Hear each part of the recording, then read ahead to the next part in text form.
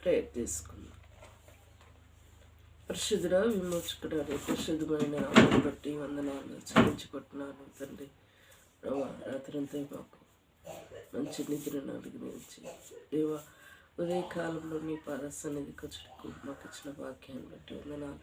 ప్రభా, నీ వాక్యం చదువుతుండగా ప్రభా మాతో మాట్లాడండి, నీ స్వరం వినిపించండి, సన్నిధి ఉంచమని యేసు నామమున స్తుతించి ప్రార్థించి వేడుకుంటున్నాను తండ్రి. యెషయా రాసిన గ్రంథము 37వ అధ్యాయము. నిన్న కొన్ని వచనాలు చూసుకున్నాము, ఈరోజు కొన్ని వచనాలు చూసుకొని ముగించుకున్నాం. ఇది పెద్ద అధ్యాయం కాబట్టి వీడియో లెంత్ అవుతుంది. సో నిన్న 20 వరకు చూసుకున్నాము. 22 నుంచి చదువుకుంటూ పోదాం. సో అతను గూర్చి యెహోవా సెలవిచ్చిన మాట ఏదనగా, సియోను కుమారి అయిన కన్యక నిన్ను దూషణ చేయుచున్నది, ఆమె నిన్ను అసహ్యం చేయుచున్నది. యెరూషలేము కుమారి నిన్ను చూసి తల ఊచుచున్నది. నీవు ఎవరి తిరస్కరించితివి, ఎవరిని దూషించితివి? నీవు గర్వించి ఎవరిని భయపెట్టుతివి? ఇశ్రాయేలు పరిశుద్ధ దేవునియే కదా. నీ దూతల చేత యెహోవా తిరస్కరించి నీవు ఇలాగు పలికితివి, నా రథముల సముదాయంతో నేను పర్వత శిఖరముల మీదికి లెబానోను పార్శ్వములను ఎక్కి ఉన్నాను. ఎత్తుగల దాని దేవదారు వృక్షమును శ్రేష్టమైన సరళ వృక్షమును నరికి వేసి ఉన్నాను. వాని దూరము సరిహద్దులోనున్న సత్రములోనికి, కర్మేలు ఫలమంత మగును క్షేత్రమైన అడవులోనికి ప్రవేశించి చున్నది. యెషయా రాసిన గ్రంథము 37వ అధ్యాయము 21 నుంచి 24 వరకు చదివిన, మిగతా 25 నుంచి చదువు. 5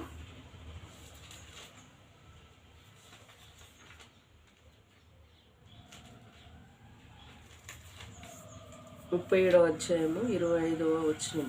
యెషయా రాసిన గ్రంథం.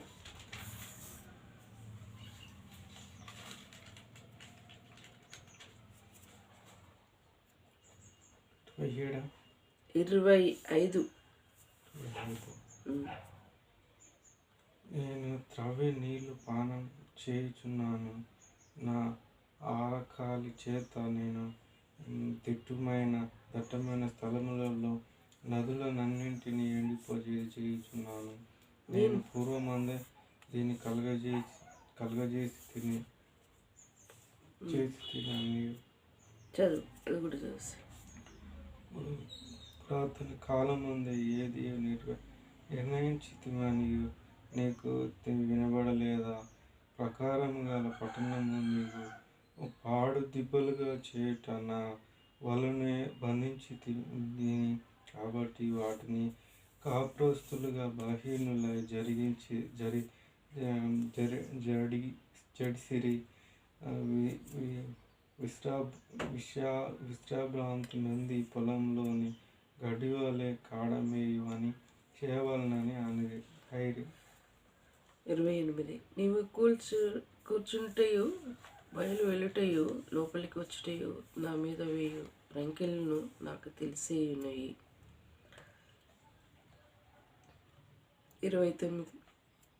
నా మీద నీవు చేయు రంకెలను, నీవు చేసిన కలహమును నా చెవిలో చొచ్చును. నీ గాయములు నీ ముఖమునకు కలిగించేదను. నా కళ్ళెములు నీ నోటిలో పెట్టిన నిన్ను మళ్లించేదను. నీవు వచ్చిన మార్గమునే నిన్ను మందలించేదను. మరియు యెషయా చెప్పినదేమనగా, హిజ్కియా నీకిదే సూచన యగును. ఈ సంవత్సరముందు దాని అంతటా అదే పండు ధాన్యమును, 2వ సంవత్సరముందు దాని నుండి కలుగు ధాన్యమును మీరు భుజింతురు. 3వ సంవత్సరమున మీరు విత్తిన చేలు కొయ్దురు. ద్రాక్ష తోటలు వాటి ఫలము అనుభవింతురు. యూదా వంశంలో తప్పించుకొని నా కేశము ఇంకను క్రిందనున్న వేరు అన్ని మీదికి ఎదిగి ఫలించును. శేషించిన వారు ఏషియాలో నుండి బయలుదేరుదురు. తప్పించుకొనివారు సియోను కొండలో నుండి బయలుదేరుదురు. సైన్యములకు అధిపతి యెహోవా ఆసక్తి దీన్ని నెరవేర్చును. కాబట్టి అశ్షూరు రాజును గూర్చి యెహోవా సెలవిచ్చినదేమనగా, అతడు ఈ పట్టణంలోనికి రాడు, దాని మీద ఒక బాణమైనను ప్రయోగింపడు, ఒక కేడుము పైనైనను దానికి కనపరచడు, దాని ఎదుట బుడ్డడి దిబ్బ కట్టడు.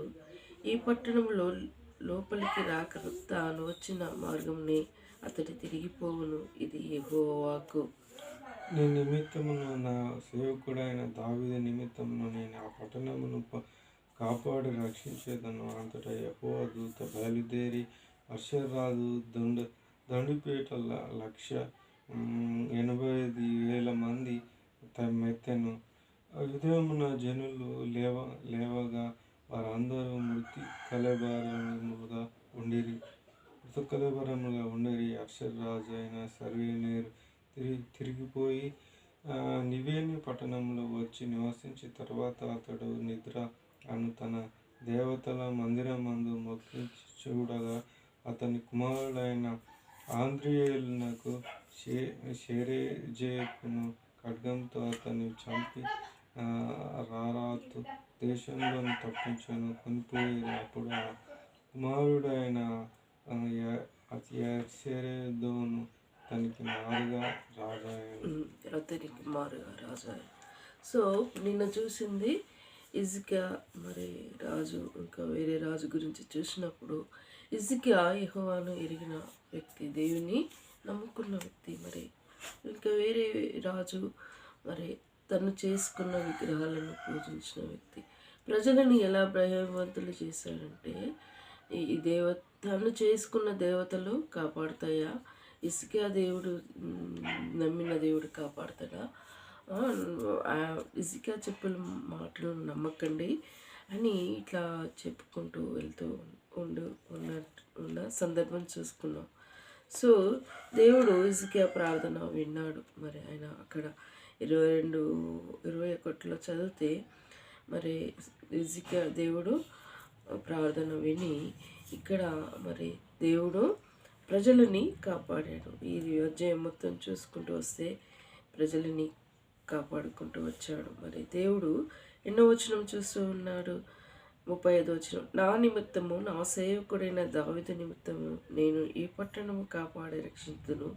అంతటా యెహోవా దూత బయలుదేరి అశ్షూరు రాజు వారి దండుపేటలో 1,85,000 మందిని మొత్తెను.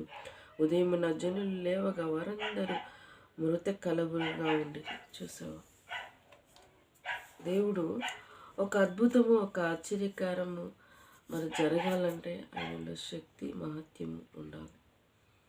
మరి దేవుడు పరిశుద్ధుడు, నీతిమంతుడు. మరి ఆయన ఆనాటి నుండి సృష్టి ఆయనే సృష్టించిన దేవుడు, ఎంత చేసిన దేవుడు. మరి ఆయన దేవుడై ఉన్నాడు.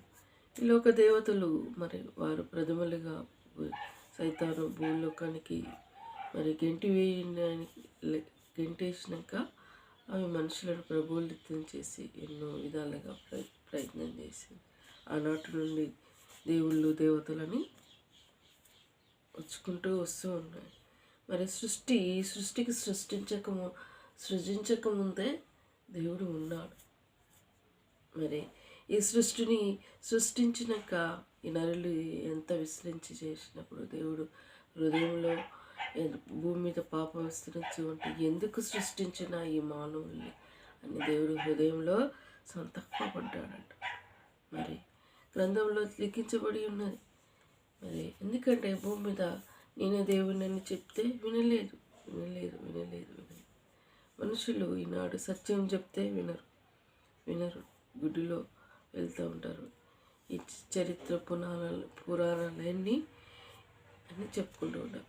ఎన్ని చరిత్ర పురాణాలలో ఉన్నాయి, కానీ పాపం లేని వ్యక్తి ఎవరైనా ఉన్నారా? వారి నుంచి తిరిగి లేచిన వ్యక్తి ఎవరైనా ఉన్నారా?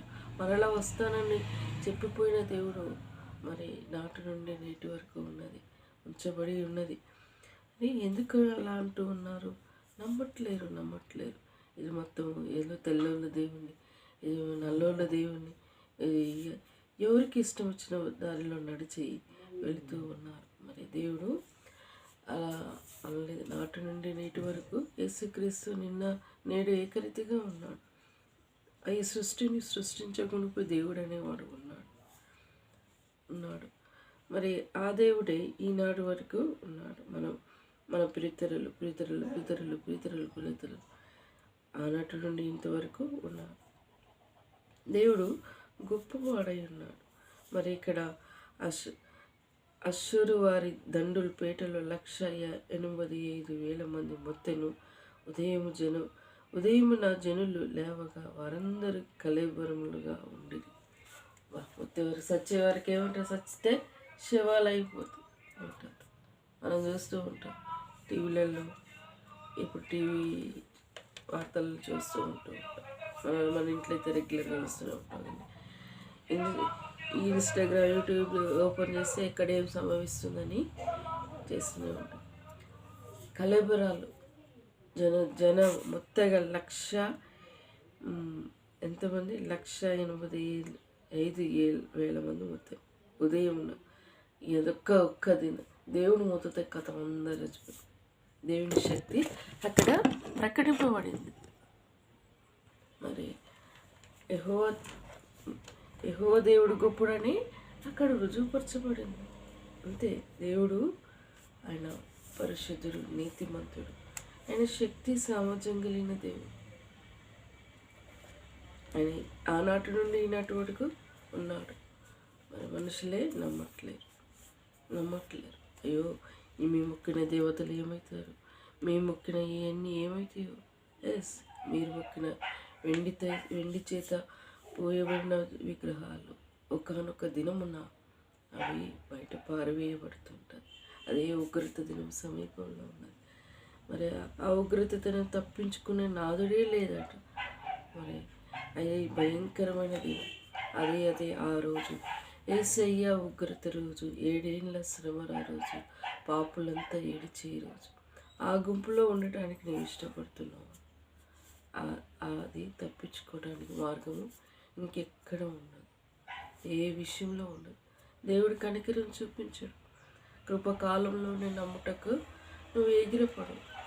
కృపకాలం సమీపించి తరిగిపోయినాక, నీ అవకాశం పోయినాక మళ్ళా వెతుక్కుంటారని లేదు. అది జరగదు, జరిగిపోదు, రాదు కూడా. మరి నమ్ముట నీ వల్లనైతే నమ్మువానికి సమస్యము సాధ్యం. నమ్మటానికి ఇష్టపడరు. అయ్యో ఇంత వెలగల విగ్రహాలు చేసుకున్నవి, ఇంత చేసుకున్నవి, ఇన్ని చేసినవి అని అంటారు. దేవుడు పరిశుద్ధుడు కాబట్టి మొక్కటానికి ఆయనకు ఆస్కారం ఉన్నది. ఆయన విగ్రహం ఆయన ఆది యందు వాక్యం ఉన్నను, వాక్యం దేవుడై ఉన్నాను, వాక్యమే దేవుడై ఉన్నాడని దేవుని వాక్యంలో చెప్పబడ్డాడు. ఈ వాక్యాన్ని నమ్మటానికి ఇష్టపడరు కొంతమంది. ఈ మాటలే కదా, ఈ ఒట్టి మాటలే కదా, ఈ రాసింది గ్రంథమే కదా. ఈ గ్రంథం చదవటానికి ఎవరు ఇష్టపడరు తెలుసా? పాపంలో ఉన్న వ్యక్తులు పట్టుకోవడానికి ఇష్టపడరు. ఇది ఒక కొందరైతే ఇది పుస్తకంగా ఎంచుకుంటారు. ఇది పరిశుద్ధమైన గ్రంథం. ఇది పట్టుకున్న వారి జీవితాలు మారిపోయినాయి. ఇది చదివిన వారి హృదయాలు మారిపోయినాయి, పరిశుద్ధపరచబడినాయి. ఇది చదువుతుంటే హృదయంలోని పాపడాగులు కడగబడుతూ ఉంటాయి. ఒక్కొక్కరు ఒక్కొక్క పాపంలో కడుక్కుని సరిదేసుకొని జీవితాలు మార్చుకొని మంచిగా బ్రతికిన వారు ఉన్నారు. అలాంటి గ్రంథం ఈ పరిశుద్ధమైన గ్రంథం. అందుకే దైవజనుడు ప్రవీణ్ పగడాల గారు ఆయన 3 గ్రంథాలు చదివాడు. మనము ఈ ఒక గ్రంథం చదువుతాం కదా సపరేట్గా. దైవజనుడు భగవద్గీత, ఖురాన్ ప్లస్ ఈ పరిశుద్ధమైన గ్రంథం, ఈ 3 గ్రంథాలు చదివాడు. ఆయన వివేచించాడు, అన్వేషించాడు, చదివి రీసెర్చ్లోకి చేయబడినాడు. ఈ గ్రంథానికి దీటైన గ్రంథం ఏది లేదని చెప్పాడు. దేవుడు ఎంత గొప్ప కార్యం చేశాడు. ఆయన చదువుకున్న వ్యక్తి అజ్ఞానం లేక ప్రవర్తించలేదు. అన్నీ చదివాడు, ఏది సత్యమో అని గ్రహించి నమ్మి విశ్వసించాడు. నమ్మకుండా గుడ్డిగా వెళ్ళాడు. కానీ మనుషులు ఏం చేశారు? మా దేవీ దేవతల్ని దూషిస్తున్నారు, మా కురాణ గ్రంథాన్ని హేళన చేస్తున్నారు అని హిందువులు ఎగిసిపడి ఆయనని చేశారు, ముస్లింలు కూడా ఆయనని ఎగిసిపడి చేశారు. కానీ ఆయన సందర్భం చంపేంత స్థితి ఆయన ఏమి చేయలేదు. కానీ దేవుడు ఆయన చంపారు నాయన అంటే ఇక్కడ పోలీసు వాళ్ళు అది తాగి చచ్చిపోయాడు, తాగి ఎన్ని సర్లే పోనీలే, ఏ వ్యక్తి అయినా చనిపోవాల్సింది, చచ్చిపోయాడు. కానీ ఆయన ద్వారా ఎంతోమంది పురుకొల్పబడ్డారు. ఆయన దేవుడు ఆయన అలా వాడుకున్నాడు. సరే, ఈ ఉదయకాల సమయంలో యూట్యూబ్ ద్వారా వింటున్న నువ్వు ఎవరివైనా సరే నమ్ముట నీ వల్లనైతే దేవునికి సమస్తం సాధ్యం. మరి నీ నమ్మటానికి నీవు ఇష్టపడు. ప్రార్థించుకుందాం. పరిశుద్ధుడ విమోచకుడా, నీ పరిశుద్ధమైన నామాన్ని బట్టి వందనాలు చెల్లించుకుంటున్నాను ప్రభా. మాకిచ్చిన భాగ్యాన్ని బట్టి స్తుతిస్తున్నాను. ఈ ఉదయకాలంలో ప్రభా నీ పాదాల సన్నిధికి వచ్చేటప్పుడు నమ్ముని నేను మరి నీ వాక్యం ధ్యానించటకు మాకు ఇచ్చిన భాగ్యాన్ని బట్టి స్థుతిస్తున్నాను. ఈ లోకంలో ఎన్నో జరుగుతూ ఉన్నాయి నాయన, మేము చూస్తూ ఉన్నాం. కానీ మా దేవుడుగా, మాకు తండ్రిగా, మాకు మా ప్రతి విషయంలో తోడుగా ఉండి నడిపించుకుంటూ వస్తున్నందుకు వందనాలు.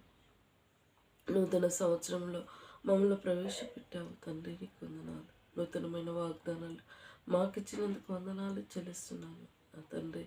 ప్రభా జ్ఞాపకం చేసుకోండి. ఆకాశం నా సింహాసనం, భూమి నా పాదపీఠమైన నా తండ్రి అయినందుకు వందనాలు ప్రభా. మరి మా పితరులు దేవుడు అయినందుకు, మాకు దేవుడు అయినందుకు వందనాలు.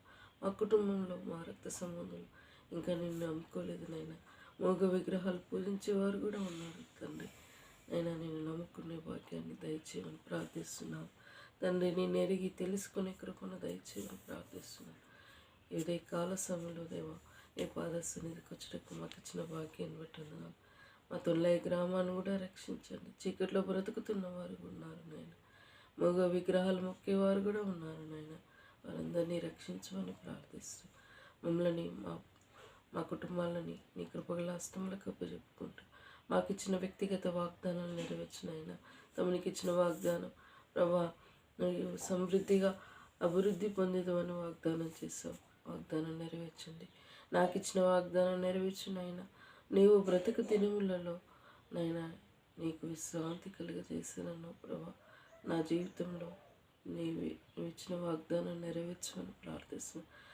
చిన్న కుటుంబాన్ని కృపలో బతుపరుచుకో. శోధన కీడు అపాయం నుండి, తనకున్న అనారోగ్య స్థితిలో నుండి కాపాడి రక్షించమని ప్రార్థిస్తున్నాను.